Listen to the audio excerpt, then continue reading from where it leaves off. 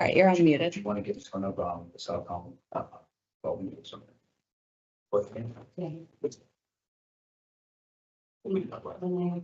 Yeah, he's done. Okay. A bunch. I'm not really calling this meeting a board per se, right? Because, Oh, yeah, so you said it had to be an official meeting. well, but if we don't have a quorum. we I can't- don't think it matters, 'cause we're not taking Okay, any yet. that's fine. Okay, I wasn't entirely sure.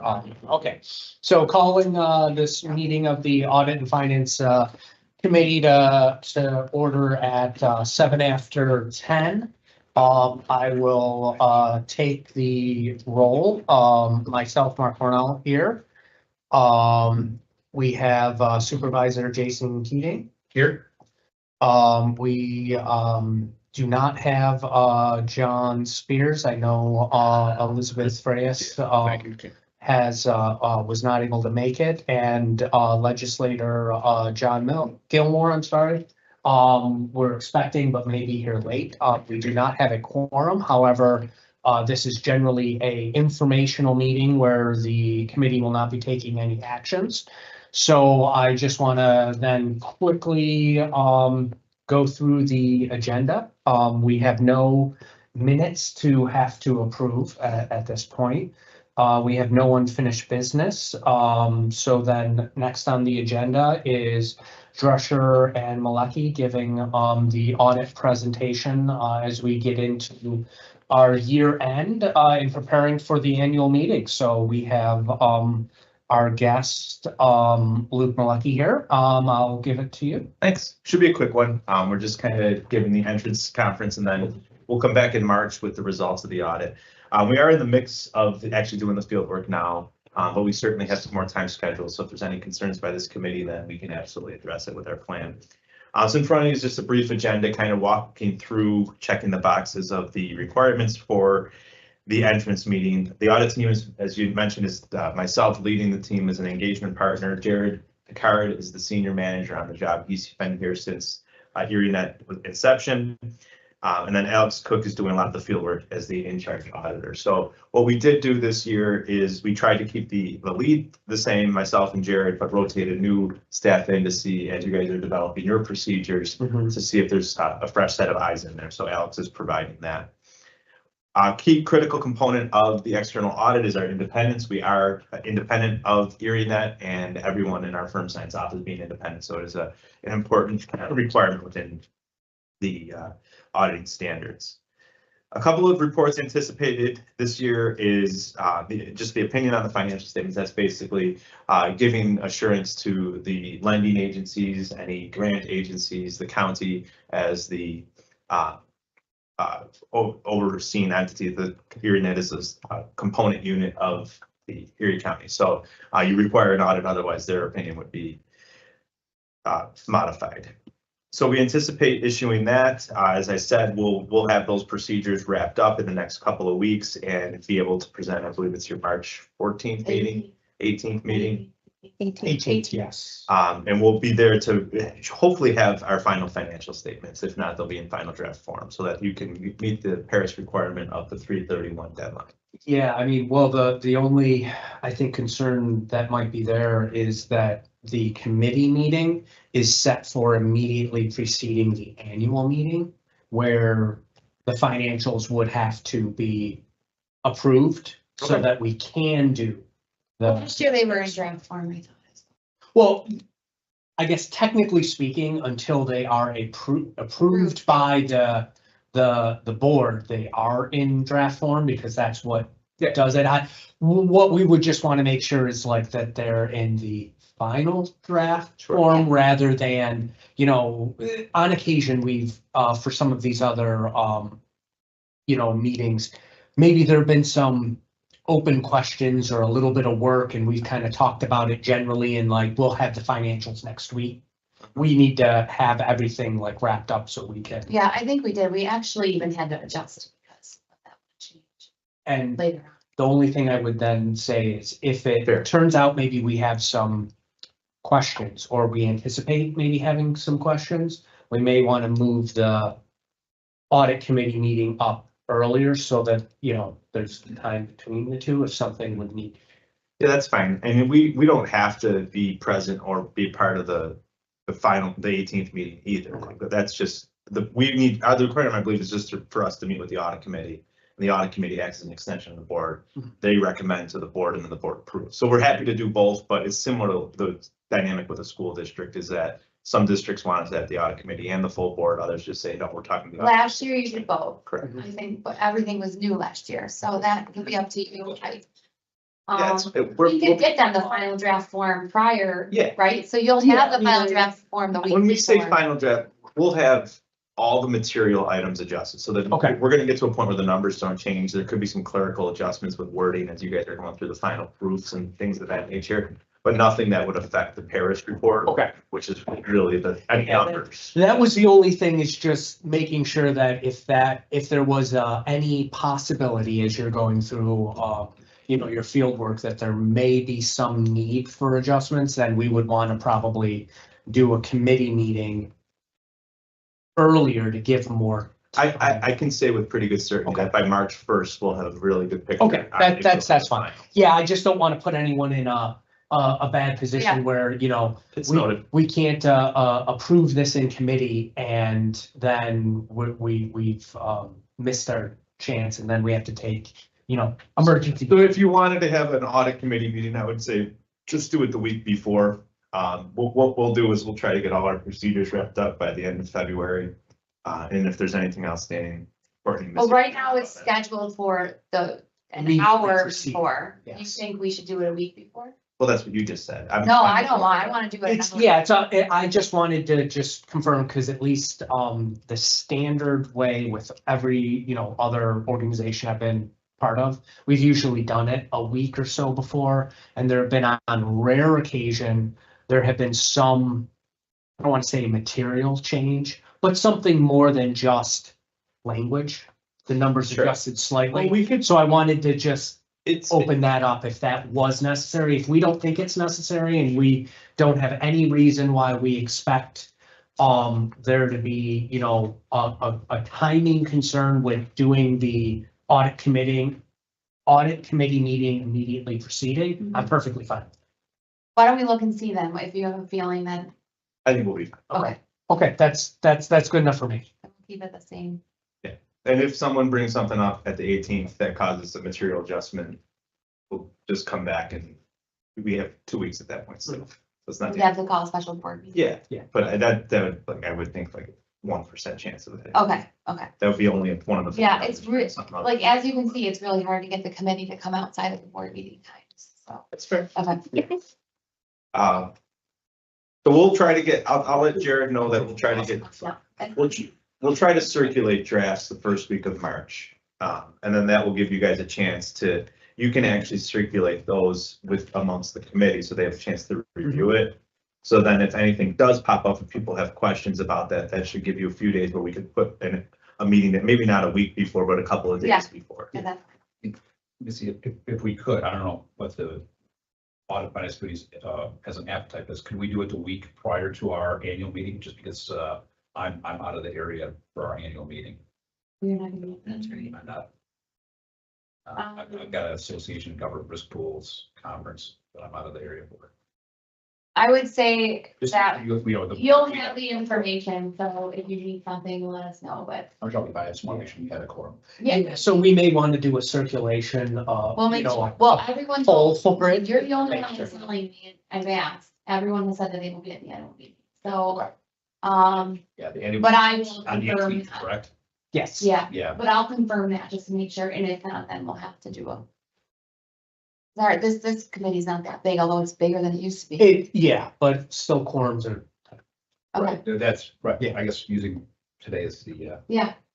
Yeah, like, as long as everyone else can be there on that meeting, it's easier for me to get there. If not, then we, well, Yeah. but I'll make sure. week of the 10th, I'm relatively open, but I'm just trying to wrap up a lot Yeah. before I'm out of the area for 3 days. Okay. John Spears has told me he plans on being in. okay. So that would be John and Elizabeth as well.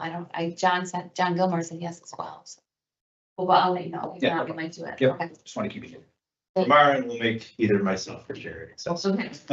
so you guys sort out what you need to sort out. There you go. We'll shoot to get a decent set of drafts that first week of March to circulate with your audit committee so they can review that prior to the meeting, so the meeting can go smooth. Yep. hopefully. And then, as I said, everything will be dated the March 18th then. And then, as I said, should be in a great position to get everything out by the 3/31 deadline. Auditor communications letter, that's just the company's, our report with just the key assumptions from that are related to the audit, what our roles and duties are, what the audit committee's roles and duties, and what management's roles and duties are. So we'll go through that during the audit close with the audit committee, just to have that required communications.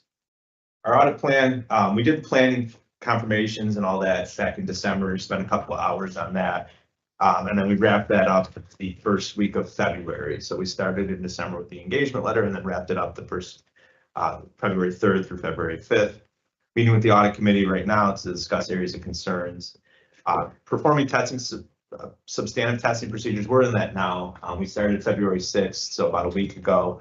And Al and Jared are kind of spending this week and next week to wrap things up. So I think Courtney's been really good about getting us everything that we need, regular conversations. So I looked through the audit file this morning and everything's rolling, getting I done. don't think Now it's outstanding items. I don't. I think just what we need from Matt about the contracts. Oh, okay.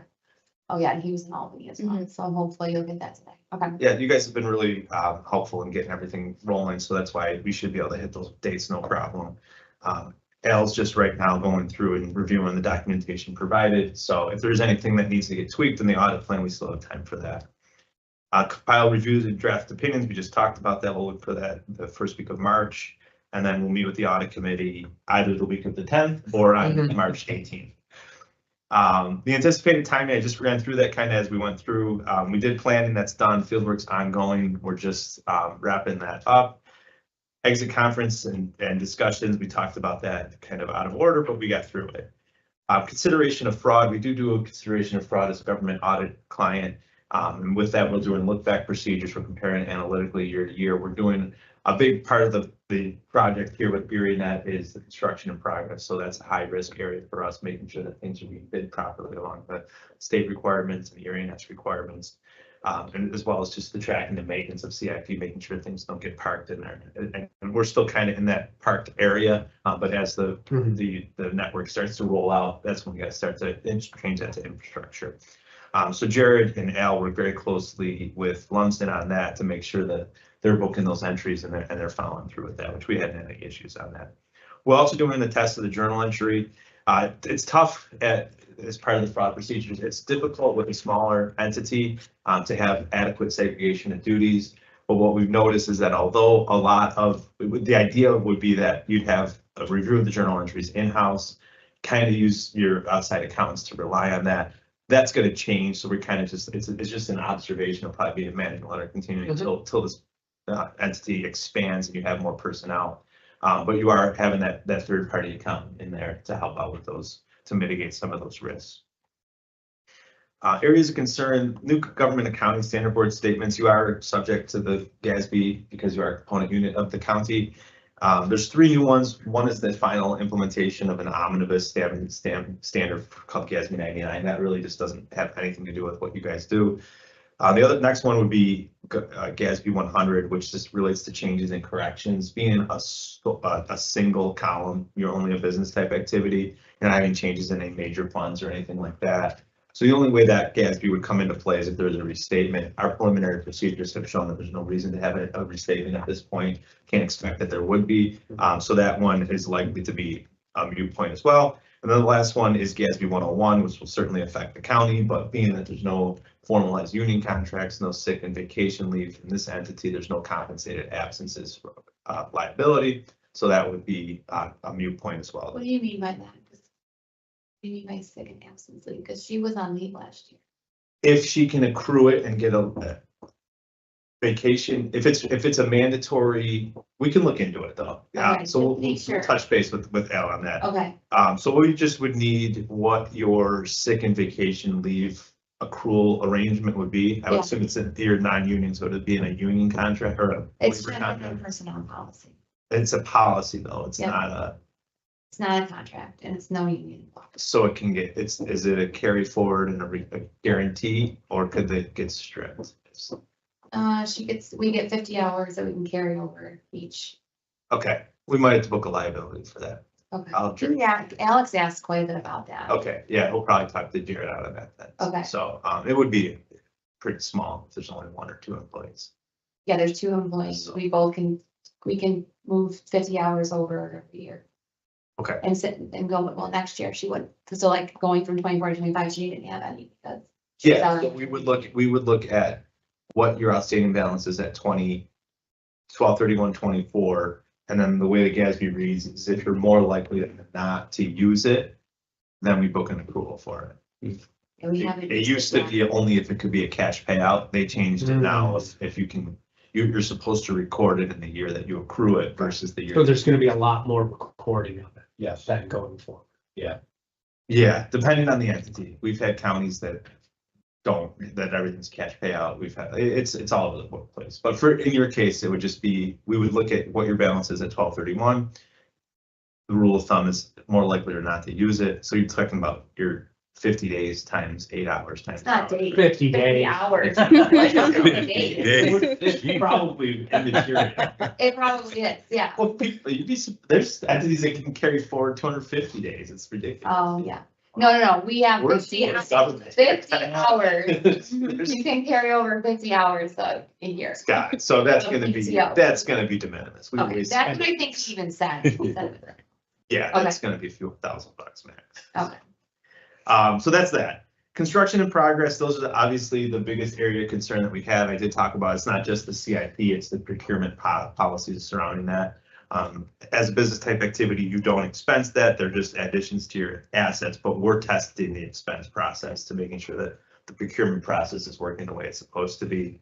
I did know we got about the extra $6 million in CIP this year, so that's about twice what we had last year. So what that means is that we use J factor calculation basically as that population grows, so does our testing. So you can rest assured that we're not testing the same level as last year. We're actually increasing as your base grows. Well. 25. Can't wait. We'll be coming out without no money at the end of the year. The other areas of concern are the new accounting cycles. As you guys continue to develop, we're starting to see payroll procedures develop, purchasing develop, bank reconciliation. I talked about journal entry. So we just keep that. It's not a static narrative that we have every year, a static internal control questionnaire. So we put extra effort in to Bowden and Courtney on how the day-to-day has changed. So Alex has been doing a lot of those conversations. Yeah, I think that stuff's gonna be very helpful with respect to those comments in management letter, because that's gonna be a little bit of a roadmap on, the layers we have to add into the organization as it does grow or merge. I mean, early on, and even like last year, it's very difficult to come up with procedures for, without any sort of past precedent to really test whether you're doing it right or wrong.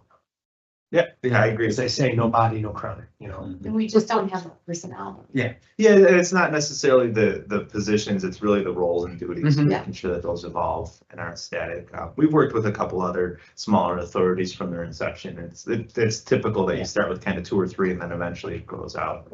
But as Supervisor Keating and I were talking, the trends tend to be where you guys are, where you're using more outsourced individuals anyway. So kind of ahead of the curve on that, because the pool of finance and accounting people in government is not very strong. And that's it as far as our concerns. The other thing I had with the accounting cycles is just we take a special look at segregation of duties. I think you mentioned it a little to that, Mark. So we are looking at that to see where there are areas of development, so to speak. So that's what we have. I mean, if there's anything in particular that you guys would like us to gear in on, but I think it's really just the internal control structure and CIP when it comes to you guys. I guess the one question I would have is, obviously, during the year last year, the county clarified, its treatment of the ARPA funds as the revenue replacement, and that obviously caused ErieNet to need to backtrack a little bit, in terms of like single audit requirements, because did not meet that threshold anymore. Does that change have any repercussions in terms of the 2024 audit, or is there something you have to do or treat differently or acknowledge in the No. finances because of that restatement that occurred? So it wasn't a restatement. We never, Okay. in our theory is that we never issued the single audit. Yeah, we So were just like in so- process of doing. it. when we, when the county made their decision to claw it back, we hit the brakes on filing with the federal Mhm. government, so it was never filed. So part of the original issuance did include a single audit. That was retracted Mhm. and the email was sent or. the We hard have to copies pull were it back out of Paris. That's about Correct. it. Yeah, you pulled it back out of Paris and informed the board that those should be deleted and then should be replaced with this. So really the only thing that we lost was our time performing the single audit and you lost paying for that time. But nothing was ever reported. Okay, I wasn't sure if there was some sort of transitionary, you No, know, because- treatment that had to happen because of that. The way it was recorded on the financial statements was as an intergovernmental revenue. Okay, And it didn't matter if it was a federal or a county. gotcha. Okay, On that book and on that books. And then the county remedied it soon enough before their release of their federal award. So that was all fixed on their end. So yeah, basically that never happened. It was released erroneously and then replaced. Gotcha. Okay. That makes sense. And then moving forward for this year, the threshold was 750 for the federal awards audit, so you did not receive that amount. From 25 onward, that gets up to $1 million now. So if you receive $1 million or more of federal We're revenue, hopeful. we'll see, right? We're hoping the county will give us more money. Well, that's not federal. Oh, So yeah, that would that be- needs to be federal. I was like, I wouldn't be hopeful. Oh, no one's gonna give us anything. Federal You revenue. just write that off for the next 10 Yeah. years or 4 years. And that's the county treated this as an expense, so. Yeah, that would just be the same, where it would just I be mean, county The grant. fear is not even the federal stuff, it's more the federal block grants that go to the states that turn into state grants where we don't directly know inherently that it is federal money backing these state. It's just a pass through, right? Yeah.